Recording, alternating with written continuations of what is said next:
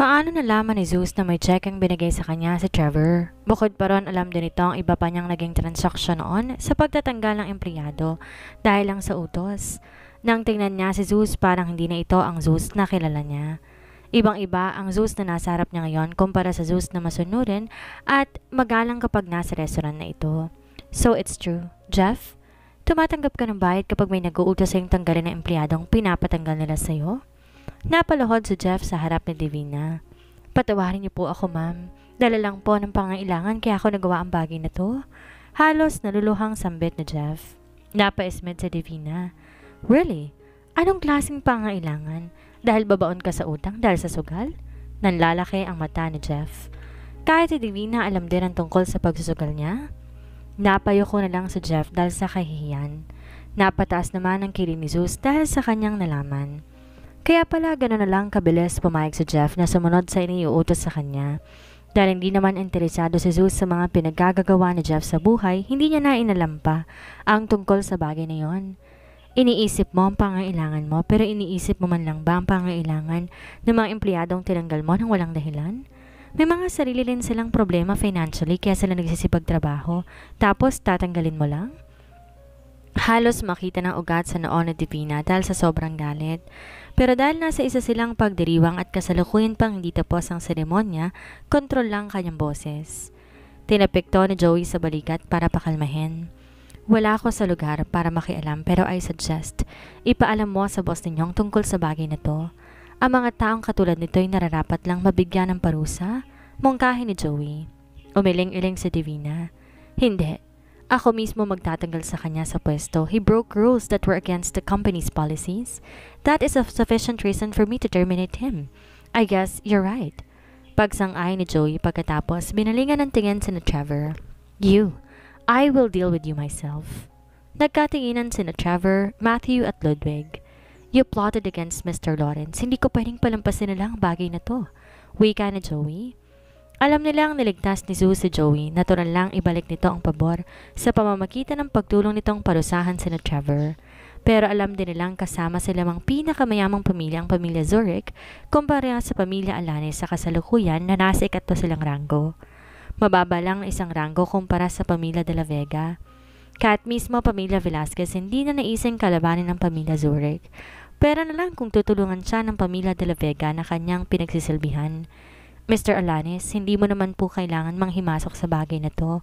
You knew my family's reputation very well. Kahit tagapagsilbi ka ng pamilya de la Vega, do you think tutulungan ka nila para lang suportahan si Zeus? Nakangising ani Trevor. Kalmado lang pinagmasdan ni Joey si Trevor. Nalaman na ng pamilya de la Vega ang pagbisita ni Zeus sa Laurentian. Sila ito mismo nagsabi sa kanya na sa hinaharap kapag may pagkakataon, kakausapin niya si Zeus at iimbitahan sa kaarawan ni Lady Isabel. Kapag sinabi niya sa kanilang tungkol sa pangyayaring to at pangbubuli ng isa sa anak ng pamilya Zurich kay Zeus, sa kasagsagan ng pag-iensayo nito, paniguradong di sila magdadalawang isip kalabanin ng pamilya Zurich para lang tulungan si Zeus. You think highly too much of your family. I'm sure na hindi matutuwa si Arnold sa ginagawa mo. Sambit ni Joey. Kapag nalaman din ni Arnold ang tungkol sa pang-api ni Trevor kay Zeus, ay pasalamat na lamang ito kung paluin lang siya ni Arnold ng walis tambo sa puwit bilang kaparasahan. Pero iba ang pagkakaintindi ni Trevor sa sinabi ni Joey. Oh, come on, Mr. Alanis. Do you think my father would be worried about this? Mahusay man sa pakikipaglaban si Zeus but he's got nothing. Sa mata ng aming pamilya, mas mainam pang alagang aso kaysa sa kanya. I can bully him whenever I want, and none of you can stop me. Sambit nito na may pagmamalaki sa tono ng kanyang boses. Naiiling lang si Zeus na pinagmamastan si Trevor. Sige lang, ikaw din tong iiyak sa huli dahil sa sarili mong kahungkagan. Wika ni Zeus sa kanyang isip. You forgot about our boss, Mr. Zurich. Alam mo naman siguro, pagmamay-ari ng pamilyang Martinez ang Shine Dine Restaurant na pinagtatrabahuhan ni Zeus. Isa sa pinakamasipag at determinadong empleyado si Zeus at marunong mag-appreciate ng empleyado si Mr. Martinez. Sa tingin mo kaya hindi ka parurusahan ng pamilyang Martinez dahil sa pang-aalipusta mo, pang-api sa aming mga empleyado? May pananakot sa tonong iyon ni Divina. Tinawanan lamang ni Trevor ang sinabi ni Divina kaya't napakunot ang noo nila. Ibig mo bang sabihin ay si Noah Martinez? Of course, kilala ko kung sinong boss nyo. He is one of my dad's friends. A close friend actually. Hindi ka ba aware doon? Sambit nito na dinugtungan muli ng tawa. It's so funny nung nalaman ko kung saan restaurant nagtatrabaho si Zeus. It turned out na sa pagmamayari pala ni Mr. Martinez. Dagdag pa nito. Napaawang ang bibig ni Divina dahil sa nalaman.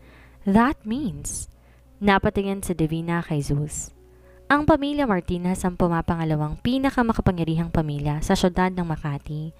Kung totoong magkaibigan nga ang pamilya Zurich at pamilya Martinez, ibig sabihin lang nito, di rin matutulungan ni Noah si Zeus. Sa halip, baka sisantihin pa ito ni Noah kung hihilingin man ni Trevor. Yes, Miss Salazar. Kahit di ko man utusan si Mr. Suarez na isasante si Zeus, isang tawag ko lang kay Mr. Martinez at pakiusapang sisante ng isa nilang empleyado. Sigurado kong masisisante nga si Zeus. It's just, ayoko lang abalahin sa ngayon si Mr. Martinez. Wika ni Trevor na tila nahulaan ang naiisip ni Divina. Di napigilang matawa ni Joey dahil sa pagiging ignorante ni Trevor. Bakit walang kaide-ideya si Trevor sa pagkakakilanlan ni Zeus, samantalang kabilang pamilya niya sa upper-class families? Naguhukay ba siya ng sarili niyang libingan? With all due respect, Mr. Alanis, pwede ko po bang malaman kung ba't kayo natatawa? Di maiwasan ni Trevor mainis na makitang natatawa si Joey dahil sa sinabi niya. Why don't you call Mr. Lawrence to file Miss Martinez? I'm sure he wouldn't do it. Mungkahi naman ni Joey. Napataas ang kilid ni Zeus na sinabi ni Joey, tsaka naunawaan ang ibig nitong sabihin. Napangisi naman si Trevor. Iniisip pa ni Joey na nagbibiro lang siya sa pagkakaibigan ng kanyang ama at ni Noah. Okay, I'll do it. Kampanting wika ni Trevor pagkatapos ay inilabas ang kanyang cellphone. Iniharap niya pa sa kanila ang screen nito na pinapakita ang pangalang Noah Martinez. Pinindot niya ang call button at ni-loudspeaker pa. Ilang segundo lang nakalipas, sinagot ito ni Noah. Hello? Tanging sambit nito. Ito ang unang beses na tinawagan ni Trevor si Noah kahit matagal na siyang may numero dito, kaya hindi nakarehistro ang numero ni Trevor sa contacts ni Noah. Pero dahil personal na numero ni Noah ang tinawagan ni Trevor, ibig sabihin lang nito kakilala niya ang tumatawag. Hello, Mr. Martinez. It's Trevor Zurich, second son of Arnold Zurich. Pagpapakilala ni Trevor. Sa kabilang linya ng tawag, napakunot naman ang noo ng ibinaba ni Noah ang kutsyarang hawak niya, tumayo mula sa mesa ng hapagkainan at saglit pumunta kung saan walang makakarinig sa kanilang usapan. Kasalukuyan silang naghahapunan ng kanyang pamilya, pero dahil tawag yun mula sa isa sa mga Zurich, tingin ni Noah importanteng tawag. Did your father ask you to call me? Tanong ni Noah. Hindi po, Mr. Martinez. Alam ko pong matagal na kayo magkaibigan ni Dad, kaya hindi na ako humingi pa ng permiso sa kanya para tawagan ka. Ang rason po kung ba't ako napatawag ay upang humingi ng maliit na pabor. Sambit ni Trevor. Go on, what is it? Nakangising pinagmasdan muna ni Trevor sina Zeus at Zoe. You heard that? Once I tell him to fire Zeus, he will definitely do it. May pagkasabik na sambit ni Trevor sa kanyang isip. Mr. Martinez, there is someone in your restaurant who offended me, at isa yon sa iyong mga empleyado. I would like to ask you to fire him immediately. Maaari niyo po bang gawin yon? Di maiwasan ni Noah na bahagyang makaramdam ng inis. Tinawagan lang ba siya ni Trevor para lang pakiusapan siyang may sisanteng empleyado? Para saan pala ang manager na kanyang itinalaga sa restaurant? Pero dahil kaibigan niya si Arnold, pagbibigyan niya ang maliit na hinihinging pabor ni Trevor? Aling restaurant at saang branch? Kinausap mo na bang manager tungkol sa bagay na to? Tanong ni Noah. It's in Shine Dine Restaurant here in Quezon. Alam na rin ni Miss Salazar ang tungkol dito, but I think she's protecting him. Tugon ni Trevor. Napa-poker face na lang sa Divina na sinundan ng pag-irap. This second young master of Zurich family is so shameless. Naisip niya. Lalapitan sana ni Divina si Trevor upang agawin ang cellphone nito at kausapin si Noah, pero pinigilan siya ni Joey. Just wait, Miss Salazar. Pabalong na sambit ni Joey. Nagtataka man, naniwala naman siya kay Joey lalo pat nakikita niya. Kampante ang mukha nito. Maging si Zeus ay kalmado lang din na tila ba nababahala na baka nga sasantihin siya ni Noah. Bagay na kinataka niya pa. Kung sa bagay marami namang naghihintay na trabaho kay Zeus kahit masasante pa siya tulad na lang sa Laurentier. Pero ang pinag-uusapan nila dito kung may kakayahan nga talaga si Trevor na pakiusapan si Noah, sasantihin si Zeus. Mas ikatutuwa niya kung mas paiiralin ni Noah ang pagiging boss nito sa sariling kumpanya kaysa sa pagkakaibigan nila ni Arnold. Kung pumayag ka agad si Noah sa pakiusap ni Trevor, baka maisipan na rin ni Divina na mag-resign. Para sa kanya, mas mainam ang boss na may prinsipyo sa pamamahala ng kumpanya at kanyang mapagkakatiwalaan. Oh, reaksyon ni Noah. Nakuha ng sinabi ni Trevor ang kanyang interes. Isa si Divina sa kanyang mahuhusay at matatining manager, kaya malamang hindi talaga totoo na ang empleyadong tinutukoy ni Trevor ang may atraso. Di naman dedepensa ni Divina ang empleyado nila kung alam nitong mali ito at sa halip, siya itong mismong magtatanggal sa trabaho. Pero dahil nga kahilingan to ng anak ni Arnold, hindi niya na kailangan pang malaman kung sinong mali at kung sinong tama. It's just an employee. Marami namang po pwedeng pumalit sa kanya, naisip niya. I will call Divina and make sure to get rid of this person. Nakasisigurong sambit ni Noah. Lumawak ang ngiti sa labi ni Trevor. No need, Mr. Martinez. Actually, she's right here. You can talk to her through my phone. Iniabot ni Trevor ang cellphone kay Divina. May gustong sabihin sa'yo si Mr. Martinez. Mukha atang isang importanteng bagay. Alam naman ni Trevor na narinig ng lahat ang kanilang pag-uusap. Halata namang iniinis na lang sa Divina. Natulala na lamang sa Divina. Talaga bang gagawin ito ni Noah? Sisesantihin ng isang inosenteng empleyado dahil lang sa kahilingan ng anak ng kanyang kaibigan? Wala rin palang pinagkaiba si Noah kay Jeff. Hello, sir. Walang ganang wika ni Divina sa cellphone. Sino tong empleyadong inirereklamo ni Mr. Zurich? I want you to terminate that person as soon as possible. Are we clear? Di agad tumugon sa Divina. Tinitingala niya ng husto noon si Noah pero hindi niya akalain na ganito pala ang pagkatao nito. Ni hindi man lamang ito nagtanong kung karapat-dapat nga bang sisantihin si Zeus? Yes, sir. Hindi nalulungkot si Divina dahil sa tinanggal si Zeus sa trabaho, kung di ang katotohanang nagagawang kontrol ng isang makapangyarihang tao ang buhay ng ibang tao para pasamain. Sa kasamang palad sa mabuting tao pa nila ito ginagamit. Masamang tinignan ni Divina si Trevor. Ibabalik na sana nito ang cellphone kay Trevor nang kinuha ni Joey sa kamay ni Divina. Let me borrow it for a second. Di inaasahan ni Joey na direktang uutusan ni Noah sa Divina na tanggalin si Zeus sa trabaho na hindi mo lang inaalam kung sino ang empleyadong tinutukoy ni Trevor o kung totoo nga na may maling nagawa si Zeus kaya hindi niya rin maiwasang madismaya tulad ni Divina. Good evening, Mr. Martinez. It's me, Joey Alanis from the Alanis family. Servitor of the La Vega family. I'm speaking to you because I want to tell you something. Si Noah na kasalukuy na sanang papatay ng tawag ay napatas ang kilay ng marinig. Kung sino nagsasalita sa kabilang linya ng tawag? Joey Alanis? Yes, I've heard of you.